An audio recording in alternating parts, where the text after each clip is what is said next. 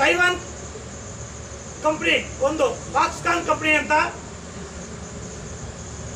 ದೇವನಹಳ್ಳಿಯಲ್ಲಿದೆ. ಅಲ್ಲಿ ಹೆಣ್ಣು ಮಕ್ಕಳನ್ನ ತುಂಬ ಜನನ ಅಪಾಯಿಂಟ್ಮೆಂಟ್ ಮಾಡ್ಕೋತಾರೆ. ಈಗ ಈ ಹೆಣ್ಣುಮಕ್ಕಳು ವಿಶೇಷವಾಗಿ ಆ ಕಂಪ್ನಿಯಲ್ಲಿ ಸೇರಿಕೊಂಡ್ರೆ ನಿಮಗೆ ಒಳ್ಳೆಯದಾಗುತ್ತೆ.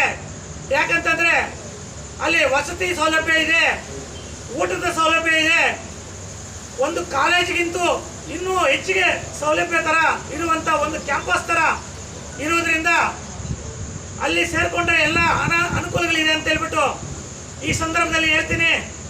ಅಂತ ಆಸಕ್ತಿ ಉಳ್ಳ ವಿದ್ಯಾರ್ಥಿನಿಯರು, ನಿರುದ್ಯೋಗಿ ಯುವಕ ಯುವತಿಯರು ಇಲ್ಲಿ ಬಂದು ಹೆಸರನ್ನು ನೋಂದಾಯಿಸಿಕೊಂಡಲ್ಲಿ ನಾವು ಆ ಕಂಪ್ನಿ ಜೊತೆಯಲ್ಲಿ ಸಂಪರ್ಕಿಸಿ ಉದ್ಯೋಗವನ್ನು ಕೊಡಿಸ್ತೀವಿ ಅಂತ ಈ ಸಂದರ್ಭದಲ್ಲಿ ಹೇಳ್ತಾ ಇದ್ದೀನಿ. ಹಾಗೆ ಮುಂದಿನ ದಿನಗಳಲ್ಲಿ ಕೂಡ ನಾವು ಇನ್ನೂ ಅನೇಕ ಕಾರ್ಯಕ್ರಮಗಳನ್ನು ಮಾಡಬೇಕಂತ ಇಟ್ಕೊಂಡಿದ್ದೀವಿ. ಅದರಲ್ಲಿ ಕಳೆದ ನಾವು ಪತ್ರಿಕಾಗೋಷ್ಠಿಯಲ್ಲಿ ಹೇಳಿದ್ದೀನಿ, ಇನ್ನೊಂದ್ಸಲಿ ನಾನು ಜ್ಞಾಪಿಸ್ತಾ ಇದ್ದೀನಿ.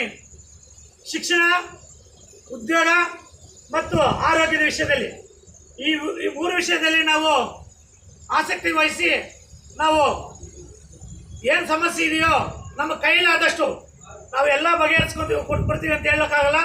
ನಮ್ಮ ಕೈಲಾದಷ್ಟು ಎಷ್ಟಾಗುತ್ತೋ ಅಷ್ಟು ಮ್ಯಾಕ್ಸಿಮಮ್ ಟ್ರೈ ಮಾಡಿ ನಮ್ಮ ಕಾಂಗ್ರೆಸ್ ಪಕ್ಷದಿಂದ ನಾವು ನಿವಾರಣೆ ಮಾಡೋಕ್ಕೆ ಶತಪ್ರಯತ್ನ ಮಾಡ್ತೀವಿ ಅಂತ ಈ ಸಂದರ್ಭದಲ್ಲಿ ಹೇಳೋಕ್ಕೆ ಬಯಸ್ತೀನಿ.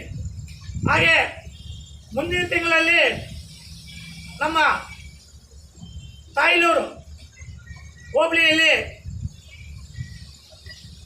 4 ಪಂಚಾಯತ್ಗಳಂತ ಇಟ್ಕೊಂಡಿದ್ವಿ. ನಾವು 4 ಪಂಚಾಯತ್ಗಳಿಂದ ತಾಯ್ಲೂರು ಹೆಡ್ಕ್ವಾರ್ಟರಲ್ಲಿ ದೀರ್ಘ ಸುಮಂಗಲಿ ಭವ ಕಾರ್ಯಕ್ರಮವನ್ನು ನಾವು ಮುಂದುವರಿಸ್ತಾ ಇದ್ವಿ.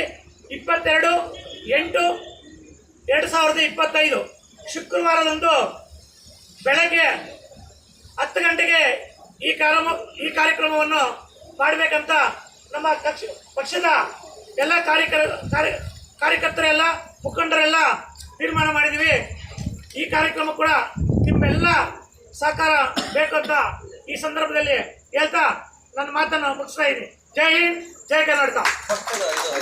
ತಾಯ್ನೂರು ಹೋಬಳಿಯ 4 ಪಂಚಾಯತ್ಗಳು ಸೇರಿ ಒಂದು ಬೃಹತ್ ಕಾರ್ಯಕ್ರಮವನ್ನು ದೊಡ್ಡದಾಗಿ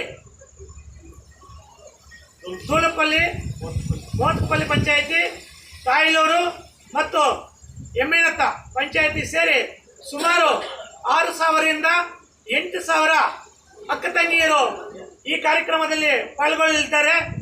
ನೀವು ಕೂಡ ಬಂದು ಈ ಕಾರ್ಯಕ್ರಮವನ್ನು ಯಶಸ್ವಿಗೊಳಿಸಬೇಕಾಗಿ ತಮ್ಮಲ್ಲಿ ವಿನಂತಿಸ್ಕೊಳ್ತಾ ಇದ್ದೀನಿ. ಜೈ ಹಿಂದ್, ಜೈ ಕರ್ನಾಟಕ. ಅವರು ಕೂಡ ರೆಸ್ಯೂಮ್ ಕೊಟ್ಟರೆ